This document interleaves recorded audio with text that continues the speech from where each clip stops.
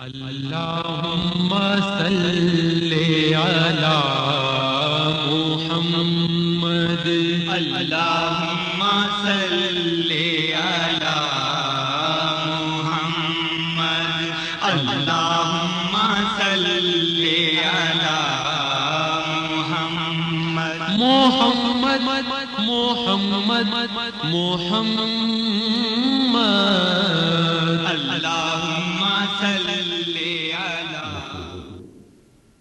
ونصلي ونسلم على سيدنا ومولانا محمد رسوله النبي الأمين المكين الحنين الكريم الرؤوف الرحيم أما بعد فأعوذ بالله من الشيطان الرجيم بسم الله الرحمن الرحيم وَإِذْ قَالَ إِبْرَاهِيمُ رَبِّ اجْعَلْ هَذَا الْبَلَدَ آمِنًا صدق اللہ مولانا العظیم۔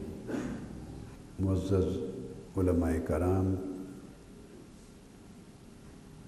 خواتین و حضرات اور طلباء و طالبات، الحمدللہ تعالی نغمہ لاہوتی کے سما کے بعد اب ہم پھر اس سرزمین کی بات شروع کرتے ہیں جہاں اس نغمہ لاہوتی کا نزول ہوا۔ محرم الحرام کے اس پچھلے جمعہ سے قبل ہم نے فضائل مکہ معظمہ کا موضوع شروع کیا تھا، آج اسی سلسلے کی یہ دوسری قسط ہے، دوسری گفتگو ہے۔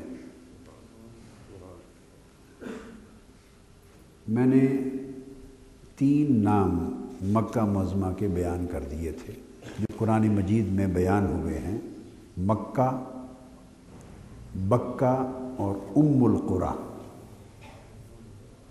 3 ناموں پر پچھلے خطاب میں گفتگو ہو چکی ہے۔ آج اس کے چوتھے نام سے گفتگو شروع کر رہے ہیں۔ قرآن مجید میں مکہ معظمہ کے لیے ایک اور نام استعمال ہوا ہے اور وہ ہے البلد۔ اللہ رب العزت ارشاد فرماتے ہیں، اور جب وَإِذْ قَالَ إِبْرَاهِيمُ رَبِّ اجْعَلْ هَذَا الْبَلَدَ آمِنًا، اور وہ وقت بھی یاد کرو یا وہ وقت بھی قابل ذکر ہے جب ابراہیم علیہ السلام نے اللہ رب العزت سے عرض کیا اللہ کی بارگاہ میں کہ اے میرے رب، اس شہر کو امن کی جگہ بنا دے۔ ھذا البلد آمنا، اور معنی یہ ہے دراصل اس شہر کو امن دینے والا شہر بنا دے۔ آمن، آمن کا مطلب ہے امن دینے والا، جو اس شہر میں آ جائے امن پا جائے۔ یہ دعا کی تو اس میں مکہ معظمہ کو البلد کہا گیا۔ کیا؟ البلد۔ اب جو بات توجہ طلب ہے، جس وقت سیدنا ابراہیم علیہ السلام یہ التجا کر رہے ہیں اللہ تعالیٰ کے حضور، اس وقت شہر تو وہاں آبادی کوئی نہیں تھا۔ اس وقت شہر تو کوئی آباد نہیں تھا، بس وہ ام القریٰ تھی، یعنی ایک، اور آگے ابھی میں اس کا ذکر کروں گا، اور آپ وہ آیت کی کریمہ بھی سن بیٹھے ہیں، بواد غیر ذی زرع، بے آب و گیا ریگستان تھا۔ عرض کیا کہ میں اس میں اپنی اولاد کو چھوڑے جا رہا ہوں۔ بے آب و گیا صحرا میں، ریگستان میں، جس میں نہ آبادی، نہ پانی، نہ گھر، نہ ٹھکانہ، وہاں چھوڑے جا رہا ہوں۔ تو جو بے آب و گیا ریگستان ہے، اس جگہ کو عرض کر رہے ہیں باری تعالیٰ اس شہر کو امن کا گہوارہ بنا دے۔ 2 باتیں معلوم ہوئی، ایک تو یہ کہ وہ جو البلد ہے وہ گھروں، بازاروں، گلی کوچوں اور عمارتوں پر مشتمل شہر کو نہیں کہا۔ وہ جو سرزمین مکہ تھی، جو شروع سے ابتدا میں خشک ہوئی اور سب سے پہلا قریہ کرۂ ارض پر وجود میں آیا، بس اس زمین کو بلد کہا ہے۔ تو یہ بلد بمعنی شہر نہیں، یہ بلد مکہ کا نام ہے، اس سرزمین مکہ کا نام۔ آپ یہ نقطہ سمجھ گئے نا؟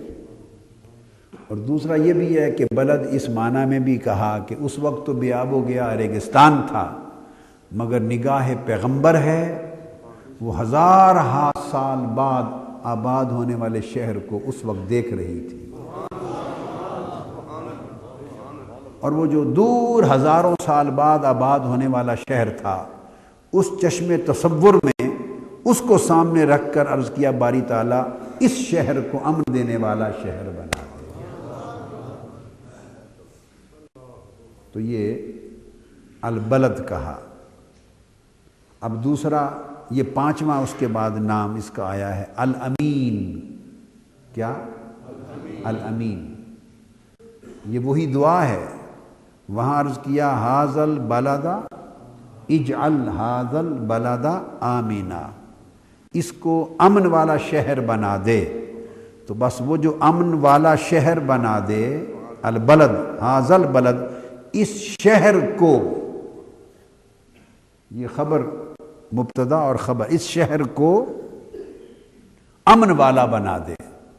تو اب وہ دوسرا پانچواں نام اس کا ہو گیا کہ یہ امن والا شہر ہے۔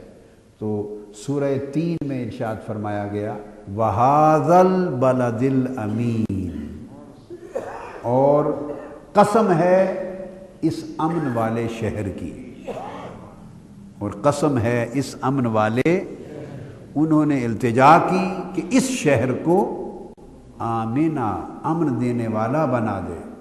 اللہ رب العزت نے اسے بنا دیا، اور پھر اللہ رب العزت نے فرمایا وَهَذَا الْبَلَدِ الْأَمِينِ، مجھے قسم ہے اس امن والے شہر کی۔ علامہ ابن جوزی بیان کرتے ہیں کہ عربوں کے محاورے میں امین آمن کو کہتے ہیں۔ امین ایک معنی تو ہے نا امن والا اور امانت والا، مگر آمن امن دینے والے کو امین کہتے ہیں۔ اس محاورہ عرب میں اللہ پاک نے فرمایا قسم ہے اس امن دینے والے شہر کی۔ چنانچہ ہر دور میں، زمانہ جاہلیت میں بھی اور اس سے پہلے کے ادوار میں، اس سرزمین مکہ کی یہ روایت رہی کہ جو بھاگا ہوا آیا یہاں امن پا گیا، جو خوف و ہراس میں مبتلا آیا یہاں امن پا گیا، جو غیر محفوظ آیا یہاں حفاظت پا گیا۔ تو اس شہر کو اللہ رب العزت نے البلد الامین، امن والا شہر قرار دے دی۔ پھر قرآن مجید میں اس کا ایک اور نام آیا ہے البلدہ۔ البلدہ معنی اس کا بھی شہر ہے، مگر جو جو نام آئے ہیں مکہ کے ذکر کرتے ہوئے ان کی فہرست بتا رہا ہوں۔ تو ارشاد فرمایا، یہ سورہ نمل میں ہے، انما امرت ان اعبد رب هذه البلدہ الذی حرمہا، کہ بس مجھے تو یہ حکم ملا ہے کہ میں اس شہر البلدہ، اس شہر مکہ کے مالک کی عبادت کروں۔ یہاں ایک بڑا لطیف نکتہ بتا دیا، اور وہ یہ کہ ہر شہر کا کوئی نہ کوئی مالک ہوتا ہے۔ اب شہر مکہ کا اللہ رب العزت نے خود فرمایا، اور حضور علیہ الصلوۃ والسلام نے بیان کیا کہ مجھے تو یہی حکم ملا ہے کہ ان اعبد رب هذه البلدہ، کہ میں اس شہر مکہ کے مالک کی عبادت کروں۔ تو پتہ چلا یہ شہر مکہ اب قیامت تک کسی کی ملکیت میں نہیں ہے، اس کا مالک رب ہے۔ وہ آپ کہتے ہیں نا کہ جیسے UNO نے جب یہ فلسطینیوں اور اسرائیلی یہودیوں کے درمیان جھگڑا تھا، تو یروشلم کو، جو بیت المقدس ہے، اس کو اوپن سٹی قرار دے دیا۔ اوپن سٹی کا مطلب ہے کہ یہ UNO کے انتظام میں ہے، اس میں کسی ایک لوکل گورنمنٹ کی ملکیت اس پر نہیں ہے۔ تو رب ھذہ البلدہ سے جو حکم مستفاد ہوتا ہے، معلوم ہوتا ہے، وہ یہ کہ شہر مکہ کا اور یہی مدینہ کا حال ہے۔ یہ حرم ہے، حرم کا کوئی مالک نہیں ہوتا، حرم کے مالک اللہ اور اس کے رسول ہوتے ہیں۔ حرم کے مالک اللہ اور اس کے، اور حضور علیہ السلام نے فرمایا، صحیح بخاری میں ہے اور صحیح مسلم نے، متفق علیہ حدیث، اور ایک نہیں بلکہ متفق علیہ بہت سی احادیث ہیں اسی مضمون پر بخاری مسلم میں۔ آقا علیہ السلام نے عرض کیا، یا اللہ، شہر مکہ کو، تیرے شہر مکہ کو ابراہیم نے حرم بنایا، شہر مدینہ کو میں حرم بناتا ہوں۔ شہر مکہ کو حضرت ابراہیم نے حرم بنایا اور شہر مدینہ کو میں حرم بناتا ہوں۔ اس لیے پھر عرض کیا، اس لیے یہ میرا بنایا ہوا حرم ہے مدینہ، اس کو 2 گنا برکت دے مکہ سے، بلکہ اس سے بھی بڑھ کے برکت دے۔ اپنے حرم سے پیار ہے نا زیادہ۔ تو ھذہ البلدہ سورہ لإیلاف قریش میں بھی ہے، پڑھیے، اعوذ باللہ من الشیطان الرجیم۔ لإیلاف قریش ایلافہم رحلۃ الشتاء والصیف، آگے فَلْيَعْبُدُوا رَبَّ هَذَا الْبَيْتِ، وہاں فرمایا عبادت کرو اس گھر کے رب، اس گھر کے مالک کی، رب هَذَا الْبَيْتِ، اس گھر کے مالک کی عبادت کرو۔ اور یہاں فرمایا ان اعبد رب هذه البلدہ، سو نہ اس گھر کا کوئی اور مالک ہے سوائے اللہ کے، نہ اس شہر کا کوئی اور مالک ہے سوائے اللہ کے، اس کو رب هذه البلدہ کہا، اس شہر کے مالک، اس شہر کے رب کی عبادت کرو۔ کون سی؟ الذی حرمہا، جس نے اس شہر کو محترم بنا دیا ہے، جس نے اس شہر کو محترم بنا دیا ہے، حرمت والا شہر بنا دیا ہے، بزرگی والا شہر بنا دیا۔ تو آپ نے دیکھا کہ شہر کو بھی محترم کرا دیا، شہر مکرم ہو گیا، شہر محترم ہو گیا، شہر محرم ہو گیا، حرمت والا شہر ہو گیا۔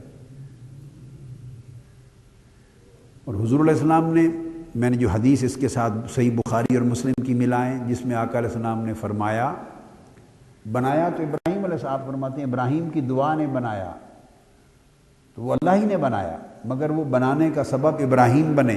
تو آپ نے عرض کیا کہ مکہ کو ابراہیم نے حرم بنایا، اس کو مدینہ کو میں حرم بناتا ہوں۔ تو شہر حرم ہو گیا، محترم ہو گیا، بنانے والے ابراہیم اور بنانے والے حضور علیہ السلام ہیں۔ تو جو بنا رہے ہیں ان کی زبان سے نکلے ہوئے لفظ شہر کو اتنی حرمت عطا کر رہے ہیں، تو جنہوں نے ان کو اپنی زبان سے حرمت دی ہے ان کی بزرگی کا عالم کیا ہوگا۔ یعنی جو زبان سے عرض کر دیں تو شہر محترم ہو جائے اور شہر حرم ہو جائے، اور ان کے اپنے عالم کا، ان کی اپنی بزرگی کا اور ان کے محترم ہونے کا اور ان کے مقام کا عالم اپنا کیا ہوگا، جو زبان سے جملہ بول دیں تو شہر حرم ہو جائے، زبان سے جملہ بول دیں تو شہر حرم ہو جائے۔ اور مکہ معظمہ تو چلو کوئی کہہ سکتا ہے نا کہ اللہ کا گھر تھا، تو ابراہیم علیہ السلام نے گھر بنایا تو حرم کی دعا کر دی، بنا دیا۔ تو مدینہ پاک میں تو کوئی کعبہ نہیں تھا نا، نہ کوئی صفا مروہ تھا، نہ ارکان حج تھے، وہ تو اللہ کے گھر کی وجہ سے ابراہیم علیہ السلام نے حرم بنا دیا۔ تو سرزمین مدینہ کو کس وجہ سے حرم بنایا؟ سوائے اس کے کہ حضور کے قدم پڑے، تو وہاں مولا تیرا گھر تھا، ابراہیم نے حرم بنا دیا، اب یہاں میرا گھر بن رہا ہے، میں حرم بنا دیتا ہوں۔ سبحان اللہ۔ آپ دیکھیے نا رتبے کا عالم، مولا تیرا گھر تھا، ابراہیم نے حرم بنا دیا، اب یہاں میرا گھر ہے، اور وہ گھر ابراہیم علیہ السلام نے بنایا تھا، اب یہاں میرا گھر ہے، اس شہر کو میں حرم بناتا ہوں۔ آپ بات کو سمجھ گئے نا؟ تو آقا علیہ السلام کے جہاں قدم پڑ گئے وہ حرم ہو گیا، جہاں گھر بن گیا وہ جگہ محترم ہو گئی۔ نسبت ہے یہ ساری، کیا نسبت کی بات ہے۔ تو اس میں فرمایا، عرض کیا کہ اس شہر کے مالک کی عبادت کرو۔ اور یہ بلدہ سے مراد مکہ معظمہ ہے۔ پھر اس کو حرم آمن کا نام بھی دیا گیا۔ کیا؟ حرم آمن، امن دینے والا حرم، یہ بھی نام ہے مکہ معظمہ کا قرآن مجید میں۔ یہ سورہ عنکبوت میں ہے۔ ارشاد فرمایا اولم نمکن لہم حرما آمنا، اولم نمکن لہم حرما آمنا، کیا ہم نے ان کو امن والے شہر میں جگہ نہیں دی؟ امن والے حرم میں، کیا ہم نے ان کو حرم امن میں جگہ نہیں دی؟ حرمن آمنا، تو یہ لفظ اللہ پاک نے نام رکھا ہے اس شہر مکہ کا، کیا ہم نے حرم آمن میں، امن والے حرم میں ان کو جگہ نہیں دی، ٹھکانہ نہیں دیا، رہنے کی جگہ نہیں دی؟ اور اس کی وجہ یہ ہے کہ اس شہر کی ایک تاریخ ہے، مختلف ادوار میں مختلف قبائل آباد رہے، مختلف لوگوں کا قبضہ رہا اس شہر پر، مگر ایک بات ہمیشہ طے رہی، وہ یہ کہ جس مذہب کے بھی کوئی پیروکار تھے، جاہلیت کا دور تھا یا شرک و بت پرستی کا دور تھا، جو بھی دور رہا، شہر مکہ میں جس دور میں بھی لوگ آتے احرام کے ساتھ آتے تھے۔ اس کو حرم بنا دیا تھا، تو جو آتا محرم ہو کر آتا تھا۔ کیا؟ یہ تاریخ رہی۔ جو آتا اپنے کپڑے اتار کر بس 2 چادریں پہن کر آتا، یعنی ٹھاٹھ باٹ ختم کر کے آتا اس شہر میں، چونکہ نام میں نے پچھلے خطاب میں بتایا تھا اس کا بکہ ہے۔ بکہ وہ ہے جو ٹھاٹھ باٹ توڑ دے، جو اکڑی ہوئی گردنیں مروڑ دے، پاش پاش کر دے جھوٹی شان و شوکت کو اور اکڑ کو، وہ بکہ ہے، یہ معنی ہے بکہ کا۔ تو جو آتا فرمایا، تو یہ ہمیشہ تاریخ کا حصہ رہا، جو آتا وہ احرام کی چادریں پہن کر محرم ہو کے آتا۔ یہ سیدنا ابراہیم علیہ السلام کا دیا ہوا لباس تھا۔ اور جب بھی لوگ خوف و ہراس سے دوچار ہوتے، کوئی غیر محفوظ ہوتا، کسی کو خطرہ لاحق ہوتا، وہ دوڑ کے اس شہر مکہ کی سرزمین میں آ جاتا، اس کو امن مل جاتا۔ ہمیشہ اتفاق رہا کہ جو شہر میں داخل ہو گیا تو اس پہ ہتھیار نہیں اٹھاتے تھے، اس کو امن مل جاتا تھا۔ تو یہ حرم آمن رہا ہمیشہ۔ اور نتیجہ یہ ہوا کہ اس شہر سے آقا علیہ السلام کو ہجرت کروائی گئی تھی، اور یہیں سے قریش مکہ کی کفار کی فوجیں 10 سال تک مسلح ہو کر آقا علیہ السلام کے خلاف، اسلام کے خلاف لڑتی رہی تھی، کفار اور مشرکین مکہ کی اور قریش کی فوجیں۔ یہیں آقا علیہ السلام کو داخل نہیں ہونے دیا تھا 6 ہجری میں، طواف کرنے کی اجازت نہیں دی تھی، عمرہ کی اجازت نہیں دی تھی، یہ سب کچھ تھا، مگر اس کے باوجود جب فتح مکہ ہوا، وہ سارے دشمن تھے جو پورے 8 سال، اب 8ویں ہجری میں فتح مکہ ہوا، 8 سال تک قتل و غارت کرتے رہے تھے، اور انہوں نے اپنا معاہدہ جو حدیبیہ میں کیا تھا خود توڑ دیا تھا۔ اب جو قوم دشمن ہو معاہدہ بھی توڑ دے اور قتل و غارت کرتی رہے اور جنگجو ہو اور جنگ مسلط کرتی رہے، تو وہ قوم نیشن ایٹ وار ہوتی ہے، وہ جنگی قوم ہوتی ہے، دار الحرب ہوتا ہے۔ اب یہاں حق تھا کہ فتح مکہ کے بعد ایسوں کو قتل کر دیا جاتا۔ وہ قتل کرنا حضور نے قیدیوں کو منع کر دیا، جو جنگی قیدی ہو جائیں۔ آقا علیہ السلام تاریخ انسانیت میں پہلے فرد ہیں جنہوں نے جنگی قیدیوں کے قتل کو حرام قرار دیا۔ آقا علیہ السلام سے پہلے اقوام جب جنگیں لڑتی اور جو جنگی قیدی ہو جاتے تو جنگی قیدیوں کی سزا موت ہوتی، قتل کر دیا جاتا۔ یہ ایک بین الاقوامی قانون کا نقطہ بتایا، انٹرنیشنل لاء کا۔ کیا؟ انٹرنیشنل لاء، جس کو احکام السیر کہتے ہیں، اس کا ایک نقطہ سمجھایا ہے کہ آقا یہ انٹرنیشنل لاء جو بین الاقوامی UN کا قانون ہے، آقا علیہ السلام سے پہلے تاریخ انسانیت میں پریزنرز آف وار، جنگی قیدی، ان کا قانون تھا قتل۔ انسانی تاریخ میں سب سے بڑے محسن جنگی قیدیوں کے بھی مصطفیٰ ہیں صلی اللہ علیہ وسلم۔ جنگی قیدیوں کے محسن بھی آقا علیہ السلام ہیں کہ آپ نے جنگی قیدیوں کا قتل ممنوع قرار دے دیا. تو جنگی قیدیوں کا قتل ممنوع ہوا، مگر جب مکہ میں آئے تو چونکہ حرم آمن تھا تو یا داخل ہوئے مکہ میں، فتح مکہ کے بعد تو اب ان کو جنگی قیدی بھی نہیں بنایا. سبحان اللہ. جب مکہ شہر میں آ گئے، جب وہاں آ کے احد میں بدر میں لڑتے تھے تو جنگی قیدی بنتے تھے. جب حرم مکہ کی حدود میں آ گئے، فتح کر لیا تو ان کو جنگی قیدی نہیں بنایا. فرمایا اذهب لا تثریب علیکم اليوم اذهبوا فانتم الطلقاء. آج تمہارے اوپر کوئی گرفت اور مواخذہ نہیں ہے، نہ قیدی بنائے جاؤ گے، نہ جنگی جرائم کا مقدمہ چلے گا. اذهبوا فانتم الطلقاء، جاؤ آج تمہیں آزاد کرنے کا اعلان کرتا ہوں. گرفتار کیے بغیر آزاد کر دیا، گرفتار کیے بغیر آزاد کر دیا. تو یہ جو اعلان فتح مکہ کا تھا، خطبہ حجۃ الوداع بعد میں آیا ہے. خطبہ حجۃ الوداع اس کے 2 سال بعد میں آیا. تو فتح مکہ اسلام کا جو اعلان تھا، یہ کائنات انسانی میں اور کائنات سیاست میں فرسٹ چارٹر آف ڈیموکریسی تھا اور فرسٹ چارٹر آف لبرٹی تھا. لوگ لبرٹی کا اسٹیچوٹ بناتے ہیں امریکہ میں اور آزادی کے یوم مناتے ہیں، مگر تاریخ انسانیت میں پہلا یوم آزادی جس کو قائم کیا وہ تاجدار کائنات نے کیا شہر مکہ میں. تو فرسٹ چارٹر یا ڈیکلیریشن آف لبرٹی، یہ میں نام دوں گا، first declaration of liberty, freedom and liberty. تو آقا علیہ السلام نے آزادی کی بنیاد رکھی اقوام کی تاریخ میں. اور جنگی قیدیوں کا جو قیدی بنائے جانے کا حق تھا ان کو قیدی نہیں بنایا، آزاد کر دیا. فانتم الطلقاء، آزاد کر دیا. تو یہ اس کو حرم آمن کا درجہ عطا کیا تھا. اس کی وجہ یہ تھی کہ حضور علیہ السلام نے فرمایا، حدیث پاک میں ہے کہ اللہ تبارک و یہ صحیح بخاری میں ہے، صحیح بخاری میں حدیث، حضور نے فرمایا ان ھذا البلد حرمہ اللہ تعالی یوم خلق السماوات والارض فهو حرام بحرمت اللہ الی یوم القیامہ. فرمایا جس دن اللہ نے زمین اور آسمان کو پیدا کیا تھا، کائنات کی تخلیق کی، اس دن اس شہر مکہ کو اللہ نے حرمت عطا کر دی تھی.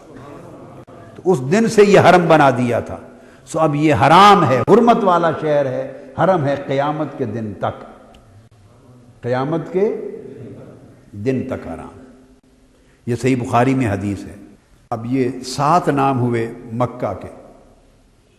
8واں نام قرآن مجید میں وادن غیر ذی زرع، وادن غیر ذی زرع.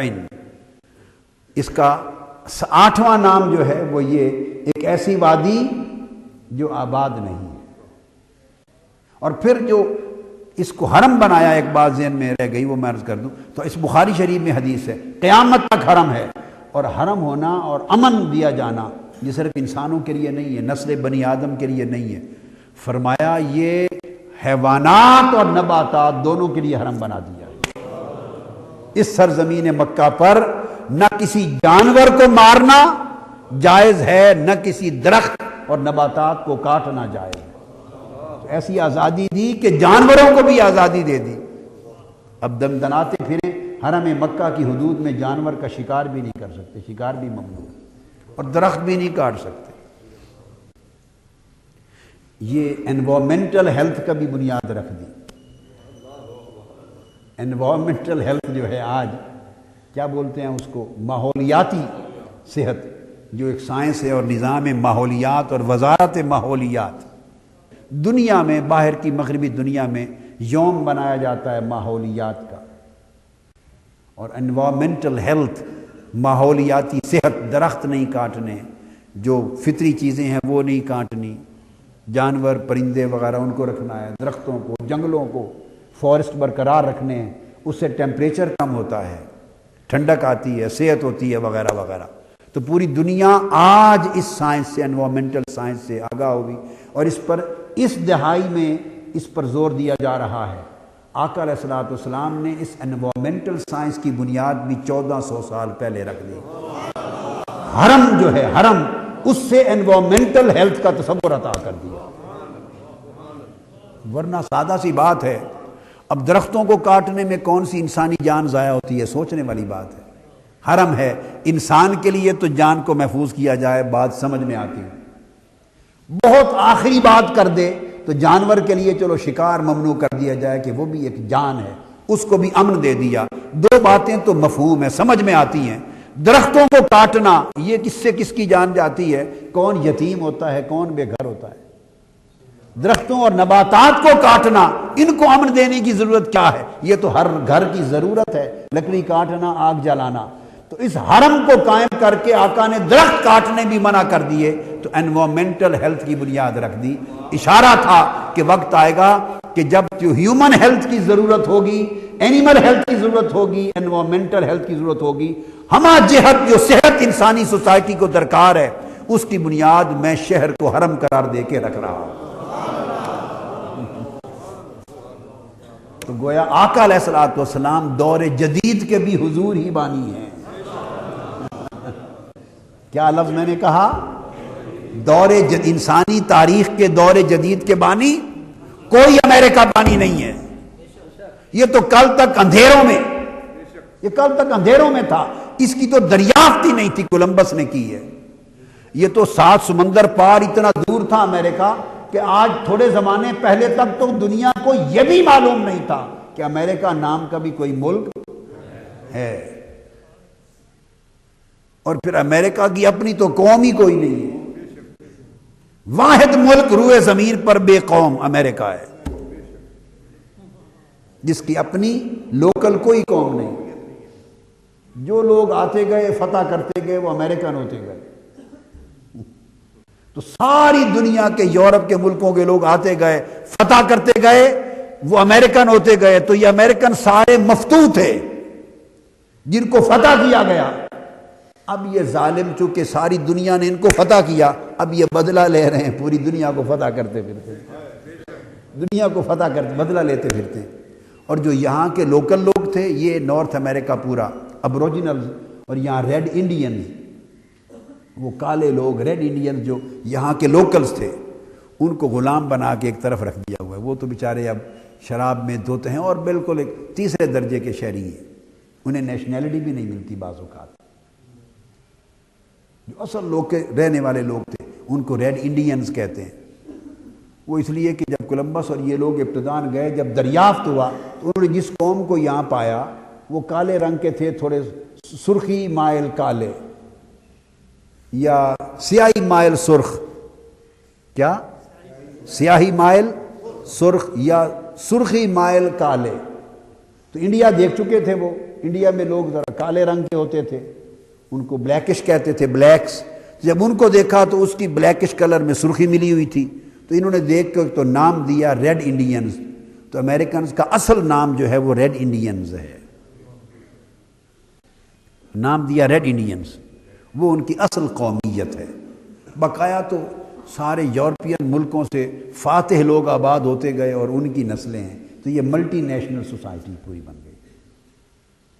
تو بتا یہ رہا تھا کہ کوئی پوری دنیا میں دور جدید کا بانی کوئی نہیں ہے،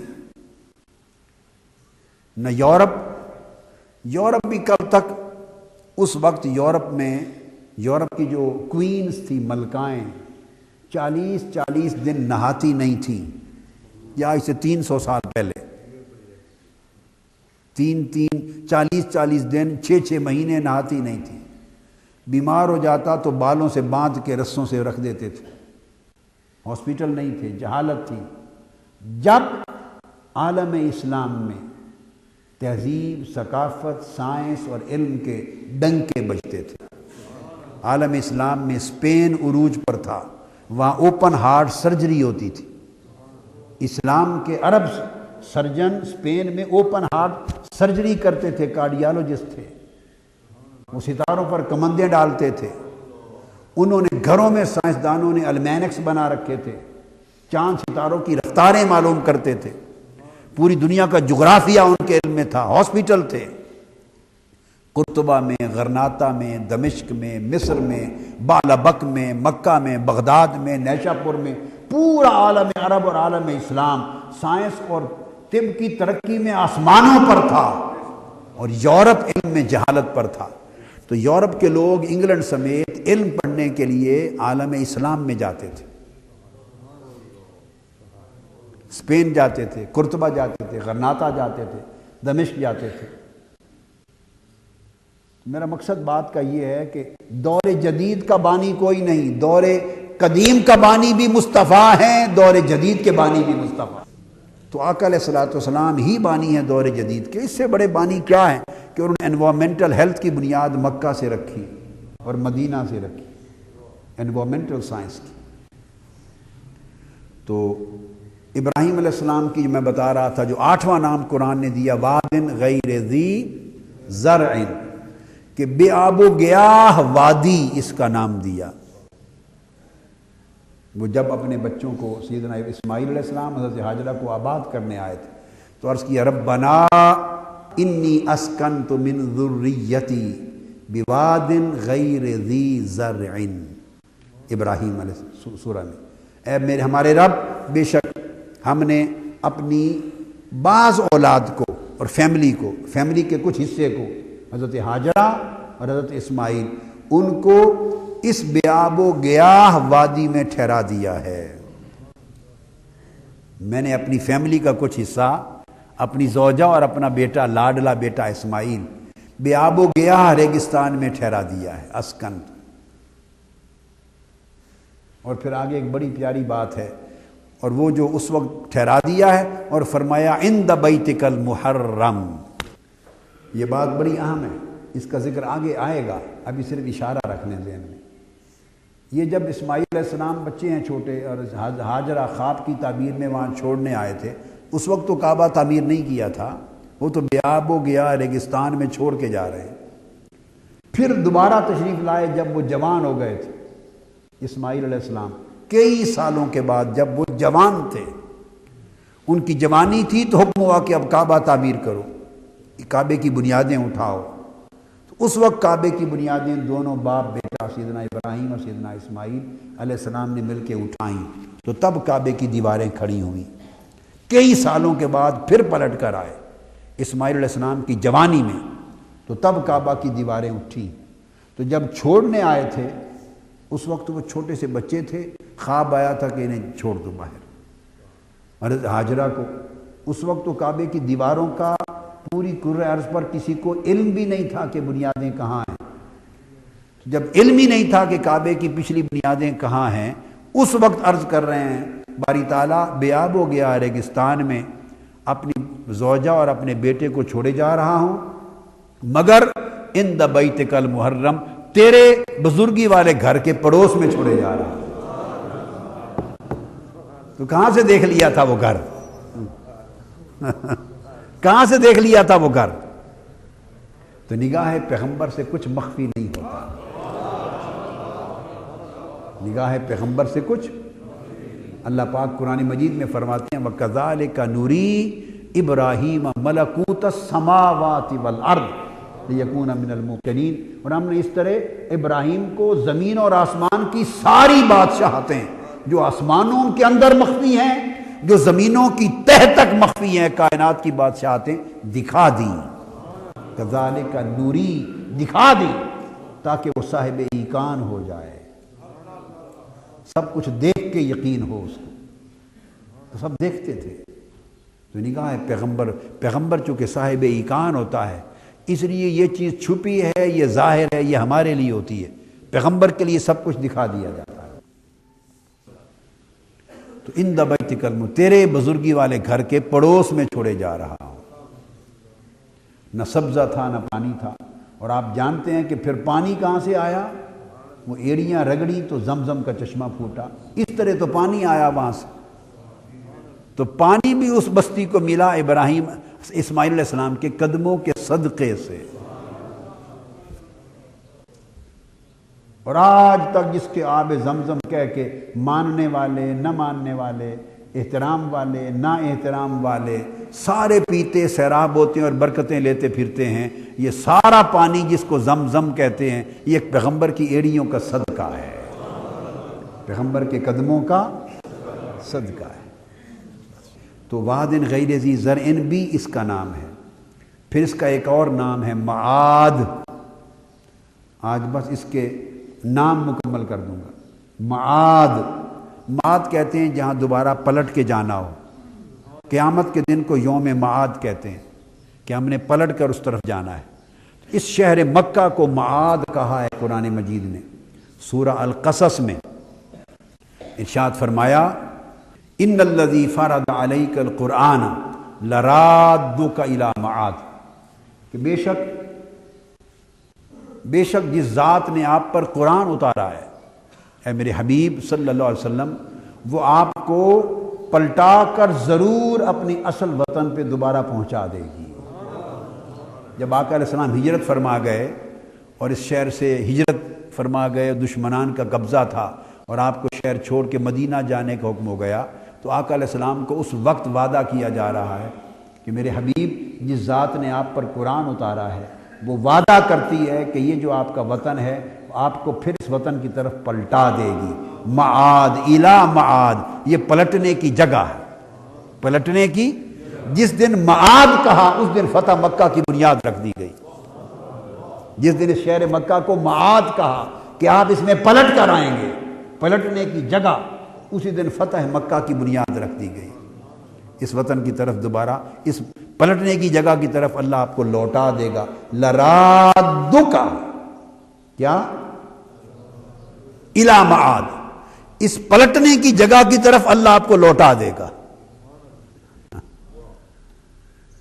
عبداللہ ابن عباس نے کہا اس معاد سے مراد یہی مکہ معظمہ کا شہر ہے جہاں آقا علیہ السلام پلٹ کے آئے۔ مگر ایک بات یاد رکھ لیں، پلٹ کے آئے ضرور مگر پھر یہاں ساکن نہیں ہوئے، ساکن مدینہ رہے۔ ساکن مکہ میں آئے تو مسافر بن کے آئے، مسافر بن کے آئے، نماز قصر پڑھتے، 15 دن سے کم رہے، اور آپ نے فرمایا جو جہاں سے ہجرت کر گیا ہو اگر وہاں آئے تو تھوڑے دن رہے، زیادہ دن نہ رہے۔ ہائے ہائے ہائے ہائے، کہیں 3 دن کا فرمایا، کہیں بخاری شریف میں عدد مقرر کی، 3 دن سے زیادہ نہ رہے، اتنے دنوں سے زیادہ نہ رہے۔ جو ایک جگہ سے مہاجر ہو کے ہجرت کر کے چلا گیا ہو وہ پلٹ کے آئے تو زیادہ نہ رہے، ہجرت جو ہو گئی۔ کیا؟ تو مکہ کی اپنی اپنی شانیں بھی ہیں اور رنگ بھی ہیں، تو مکہ شہر ہجرت ہے۔ کیا؟ ہجر، اسی سے ہجر ہے، جدائی۔ مکہ شہر ہجر ہے تو مکہ حضور کے ہجر کے مزے لیتا رہتا ہے، اور مدینہ شہر وصال ہے۔ ہائے مدینہ حضور کے وصال کے مزے لیتا رہتا ہے۔ مکہ شہر ہجر ہے، شہر فراق ہے، مدینہ شہر وصال ہے۔ یہ ہجر اور فراق کی لذتیں لیتا رہتا ہے۔ ہجر اور فراق میں رونا ہوتا ہے نا، یہ ہجر اور فراق کے حال میں رہتا ہے، مدینہ وصال کی لذتیں لیتا ہے۔ اس لیے جسے وصال ہو، آپ کبھی اندر روضہ اطہر کا غلاف دیکھیں، اوپر گنبد سبز ہے اور غلاف سبز میں سرخ پٹی ہے، دلہن سرخ لباس پہنتی ہے۔ ہائے ہائے ہائے ہائے، دلہن سبز و سرخ، سبز آبادی ہے، سرخ دلہن کا لباس ہے، سرخ وصال کا لباس ہے، سبز آبادی کا لباس ہے۔ تو مدینہ کو سرخ و سبز لباس دے دیا کہ دلہا جو ادھر ہے، اور آقا علیہ السلام جہاں سے ہجر فرما گئے ہجرت، اس کو کالا غلاف پہنا دیا۔ کالا لباس ہجر اور فراق کی علامت ہوتا ہے۔ مکہ قیامت تک ہجر اور فراق کے لباس میں ہے، ہجر و فراق کے لباس میں ہے، اور مدینہ وصال شب وصل کے لباس میں ہے۔ ہائے ہائے ہائے ہائے۔ 10واں نام اس شہر کا قرآن مجید میں مکہ معظمہ کا قریہ آیا ہے۔ اس لیے آقا علیہ السلام نے فرمایا مدینہ چونکہ شب وصل کے حال میں ہے ہر وقت، آقا علیہ السلام نے فرمایا جو میرے مدینہ میں رہے اور اس کے کڑوے میٹھے دکھ سکھ کا شکوہ نہ کرے، ہائے ہائے، بخار آ گیا، تکلیف آ گئی، کڑوا ملا، میٹھا ملا، دکھ آیا، سکھ آیا، جو میرے مدینہ میں رہے اور مدینے کا شکوہ نہ کرے۔ حدیث ہے صحیح بخاری اور مسلم، فرمایا قیامت کے دن میں اسے ہاتھ سے پکڑ کے جنت میں لے جاؤں گا۔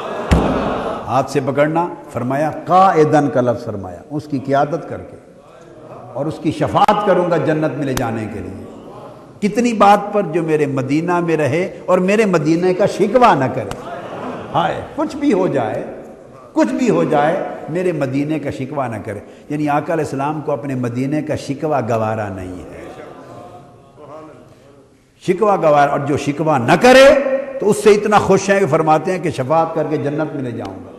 تو صرف جس کو اپنے شہر کا شکوہ گوارا نہیں، اس ذات کو اپنا اور اپنے دیگر پیاروں کا شکوہ کہاں گوارا ہوگا، صلی اللہ علیہ وسلم۔ نظر کے سامنے زہ نصیب وہ دیار ہے، لطافتوں پر جس کی جان عاشقاں نثار ہے۔ بگولے راہ شوق کے بلند ہو کے بول اٹھے، خزاں نہیں بہار ہے بہار ہے۔ نہ کوئی اضطراب ہے نہ کوئی انتشار ہے، سکون ہی سکون ہے یہاں، قرار ہی قرار ہے، کیونکہ مدینہ دیار یار ہے، مدینہ دیار ہائے ہائے یار ہے، دیار یار ہے۔ تو ایک اور لفظ قرآن مجید میں اس کے لیے آیا، قریہ، بستی، مکہ معظمہ کو فرمایا۔ سورہ محمد صلی اللہ علیہ وسلم میں فرمایا وَكَأَيٍّ مِّن قَرْيَةٍ هِيَ أَشَدُّ قُوَّةً مِّن قَرْيَتِكَ الَّتِي أَخْرَجَتْكَ۔ ارشاد فرمایا میرے حبیب، کتنی ہی بستیاں اور ہو گزری، کتنی بستیاں پہلے بھی ہو گزری جو آپ کی بستی کے لوگوں سے زیادہ طاقتور تھیں، یعنی ان بستیوں کے رہنے والے آپ کی بستی یعنی مکہ کے قریشیوں کی بات ہو رہی، قریش مکہ سے زیادہ طاقتور تھے، آپ کی اس بستی سے زیادہ طاقتور تھی ان لوگوں نے جنہوں نے آپ کو یہاں سے نکال دیا۔ یہ اتنے طاقتور نہیں تھے، اس سے بڑے بڑے طاقتور بستیوں والے بھی ہو گزرے، مگر انہوں نے آپ کو نکال دیا ہے۔ اس میں لفظ بولا قریتک، آپ کی بستی، تو بے شک ہجر اور فراق کے عالم میں ہے، مگر قرآن مجید نے اس ہجر کے باوجود بھی نسبت حضور کے ساتھ ہی رکھی ہے، تعلق نہیں توڑا، یوں نہیں کہہ دیا اس بستی کے لوگ، یوں نہیں کہا اس بستی کے لوگ جنہوں نے آپ کو نکال دیا، نہ فرمایا قریتک التی اخرجتک، ان کا تو ہے ہی کچھ نہیں، یہ آج نکالتے ہیں کل ان کا نام و نشان ہی نہیں ہوگا۔ مکہ حبیب پہلے بھی تیرا تھا، بعد میں بھی تیرا رہے گا، اور قیامت تک جو مکہ آئیں گے تو ابو جہل ابو لہب کی نسبت سے نہیں آئیں گے، جو یہاں آئے گا تیرے نشانوں کو تلاش کرتا پھرتا ہوگا، پیدا کہاں ہوئے، رہے کہاں، حج کہاں کیے۔ تو یہ قریہ بستی پہلے بھی آپ کی تھی حبیب، نکال دیا ہے کوئی بات نہیں، اب بھی آپ ہی کی ہے اور قیامت تک آپ ہی کی رہے گی۔ یہ لفظ قرآن مجید کا دیکھیں، من قریتک التی اخرجتک، آپ کی بستی سے، یہ اکڑنے والے جو آپ کی بستی میں رہتے ہیں ان سے بھی بڑے بڑے طاقتور ہو گزرے، جس بستی نے نکاح۔ تو قریہ، لفظ قریہ اور نسبت حضور کی قریتک، آپ کی بستی، آپ کا قریہ، تو مکہ حضور کی بستی ہے، پیدائش کی بستی، سبحان اللہ۔ کیا یہ پیدائش کی بستی، مدینہ آرام کی بستی، ولادت کی بستی، وہ وصال کی بستی، سبحان اللہ۔ اور آخری نام جو قرآن مجید میں شہر مکہ کے لیے آیا وہ المسجد الحرام ہے۔ مسجد حرام شہر مکہ کے لیے بھی آیا ہے، شہر مکہ کے لیے، یعنی مسجد حرام ایک تو مسجد حرام ہے، مگر یہ المسجد الحرام قرآن مجید میں 4 مقامات پر مختلف معنوں میں استعمال ہوا ہے۔ ایک تو کعبہ کے لیے استعمال ہوتا ہے، المسجد الحرام جب لفظ آتا ہے اس سے مراد کیا ہے؟ کعبہ۔ ارشاد فرمایا سورہ بقرہ میں فَوَلِّ وَجْهَكَ شَطْرَ الْمَسْجِدِ الْحَرَامِ، اپنا چہرہ مسجد حرام کی طرف کر لیجئے، یعنی کعبہ کی طرف کر لیجئے۔ تو کعبہ کو المسجد الحرام کہا۔ دوسرا، کعبہ کے ارد گرد جو پوری مسجد ہے، جو حرم بنا ہوا ہے مسجد کعبہ کے ارد گرد، اب کعبہ بھی اور اس کے ارد گرد جو اس ساری کو مسجد حرام کہا۔ کعبہ تو ایک عمارت ہے نا، اس کے ارد گرد صحن برآمدے پوری جو علاقہ، اس پوری مسجد کو مسجد حرام۔ اس کے لیے فرمایا سبحان الذی اسری بعبدہ من المسجد الحرام اسری بعبدہ لیلا من المسجد الحرام الی المسجد الاقصی الذی بارکنا حولہ۔ مسجد حرام سے مسجد اقصی میں یہاں سے لے گئے، اور لے کہاں سے گئے تھے حضور کو؟ بیت ام ہانی سے، وہ مسجد حرام جو موجودہ کعبۃ اللہ کی مسجد حرام کے اندر ہے۔ تو پوری مسجد کو مسجد حرام کہا۔ یہ آقا علیہ السلام کی چچا زاد بہن تھی حضرت ام ہانی، جن کے گھر جبرائیل امین اترے، براق لے کے آئے، براق باندھا، آپ کو اٹھایا اور یہاں سے سفر معراج شروع ہوا۔